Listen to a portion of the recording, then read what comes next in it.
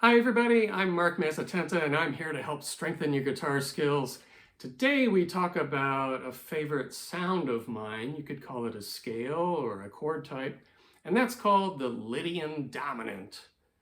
Don't be scared of that label. I will describe it for you in ways that it's super easy to understand. This, I think, is one of the most colorful scales or sounds that I know of, so I like to talk about it and I like to play it. I like to see when it shows up in songs. So I'm going to describe the scale. I will show you chord voicings that define this sound, and then I'll go through 7 songs and just talk about where you might find this sound and what to do. So first of all, what is a Lydian Dominant scale?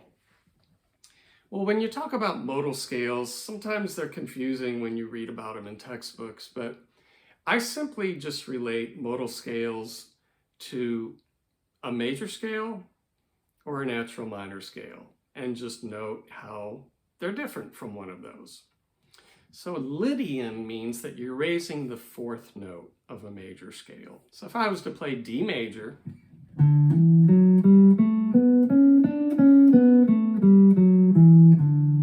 hopefully you know how to play major scales. If you do, you're going to be able to play these modal scales without much work. So you take a major scale, if you raise that 4th note a half step,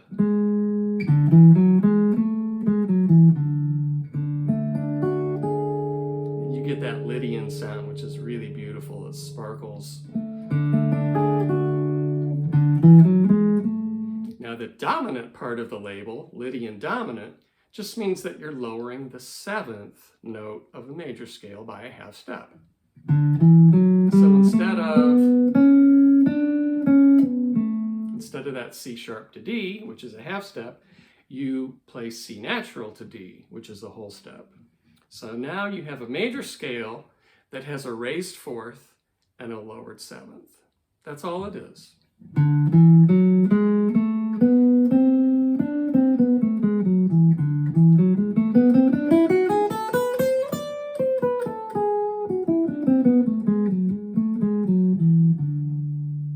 It's a really cool sound, very colorful.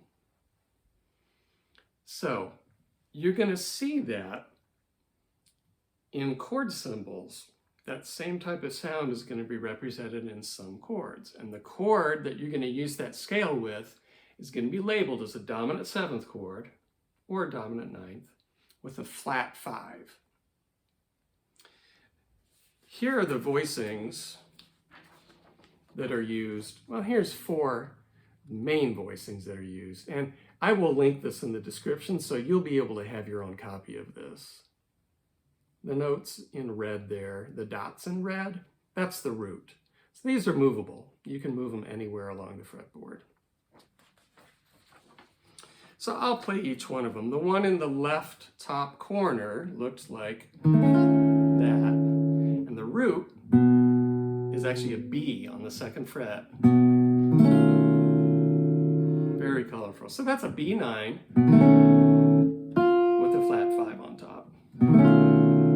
Okay, most of the time I'm just playing the 4 upper notes because someone else is grabbing the bass, either another guitar player or a bass player. So usually I'm just playing that 4-note voicing. Here's another one. The figure in the upper right corner looks like this. So the root is an F sharp on the 6th string. So we have an F sharp 7 with a flat 5 on top. That's another common voicing. Now, if you take that and you just move the root, which was on the 6th string, and put it on the 1st string, you get that in case you need it as a melody note. You know, usually resolve to a B chord of some kind. That's the 7, dominant 7 flat 5, going to a B major chord. And the last voicing here, the one in the bottom right, looks like this. Ooh. Now, that could be called a number of things, but we're putting the root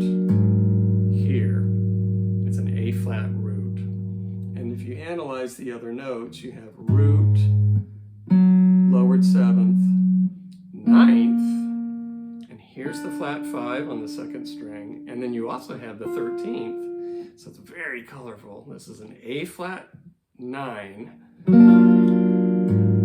the flat 5 and also the 13th in there. And so occasionally if I'm playing like a solo guitar gig and I have that, because an F is in the melody maybe, I'll just reach over and I'll just grab bass notes when I need them. Okay, let's just see where these appear in real tunes. Now the tunes that I'm playing are just jazz tunes from the fake book, because that's usually what I'm playing on gigs, right? Jazz background music. So I'm going to go alphabetical and just name a couple of these songs that you're going to find this sound in. Like A Night in Tunisia.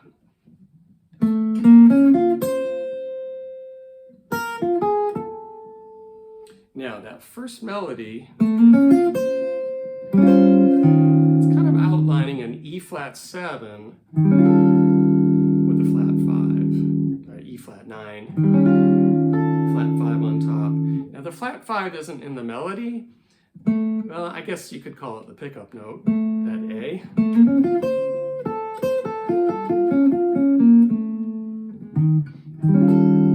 Which goes to D minor.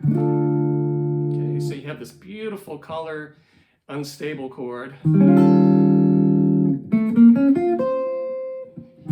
which resolves to D minor. Okay, so I guess you could call that E flat 7 chord a flat 2 going to 1. Really, all it is a substitution for A7, right? It's the tritone substitution. Check this out. If you play A7 sharp 5, and now E flat 7 with a flat 5, it's the same. It's the same notes. The only thing that's different is the bass note. E flat in the bass, A in the bass, E flat in the bass. And here's where you could plug in that scale.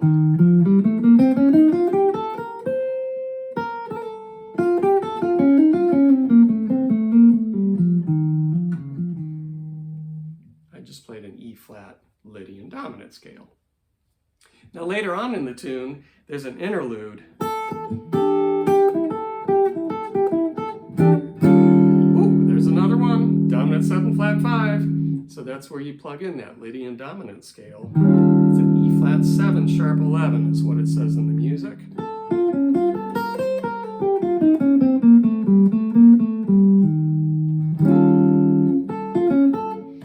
D minor. Here's another one. That's a G7. They call it sharp 11. Okay, sharp 11 is the same as sharp 4, is the same as flat 5. They all mean the same thing. So that's a G7, it's got a C sharp on top. So that's why you call it flat 5. So there's a lot of opportunities in A Night in Tunisia to use these voicings and to use the Lydian Dominant scale when you solo. Next up, Desafinado. Now there's a couple of songs in this list where that Dominant 7 flat 5 functions as a 2-7, like a major 2-7. And that's pretty odd because if you're in a major key, the 2 chord is usually minor. So in this case, it's not only not minor, but it's got this really colorful flat 5 in there too. So Desafinado is an F major.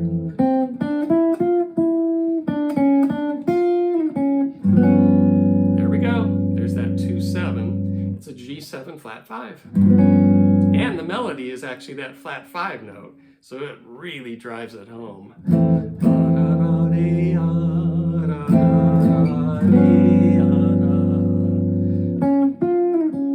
So if you're soloing over that G7 flat 5, you would play G Lydian Dominant.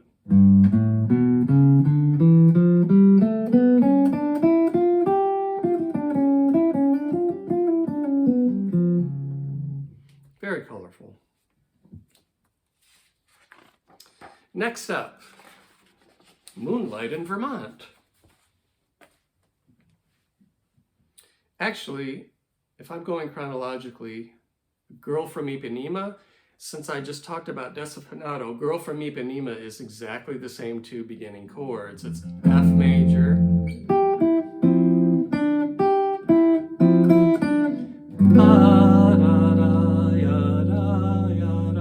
it's that G7 flat 5. So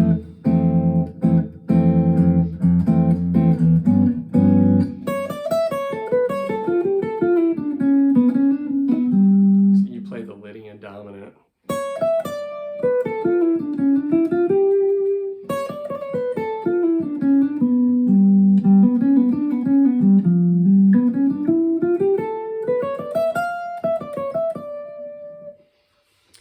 Moonlight in Vermont is a ballad that I like to play a lot. And in the A section in bar 4, I'll just play up to that point. We're in E flat major.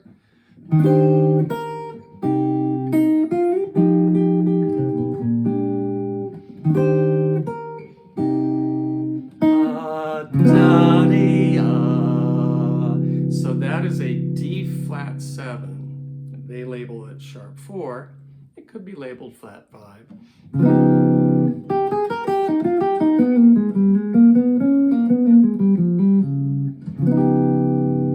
Very colorful.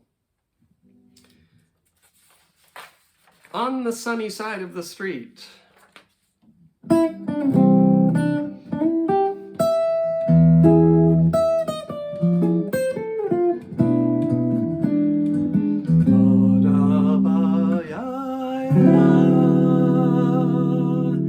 Okay, that is it's like a D13. It's got a 9th, and also a G sharp is in that measure. And that G sharp is the sharp 4 or flat 5. So that's a D7 flat 5. That's our Lydian Dominant sound.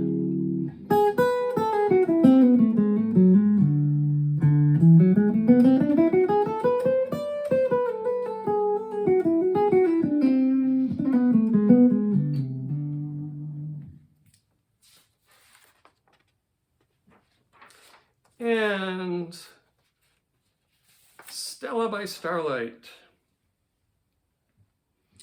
is another standard that I really like to play a lot. And halfway through where you get the bridge, there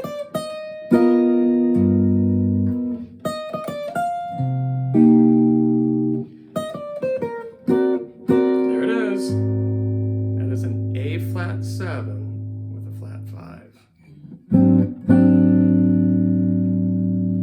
Okay, it's kind of a whole step below your arrival point. We're arriving in B flat major. And before that, they just have a whole step down. It's a 7th chord with a flat 5.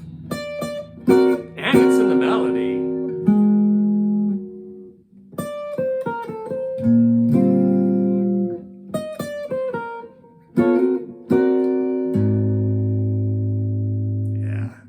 Chords like that. Those are so colorful. And the last one is Take the A Train. All right, this has, again, it's the 2nd chord of the song. We start in C.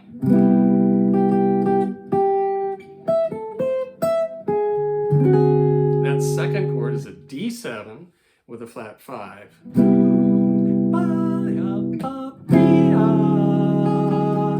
The flat 5 is actually the melody note.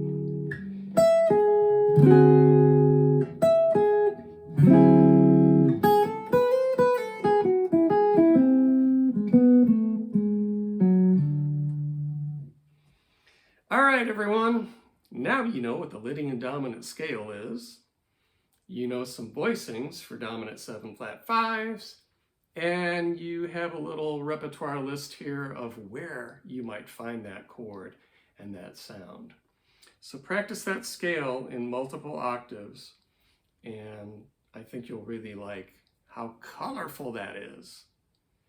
Thanks for watching, everybody. I really appreciate it. I'm really looking to up the watch time on this channel, so I've got hundreds of other videos for you to look at, and I hope you watch those too.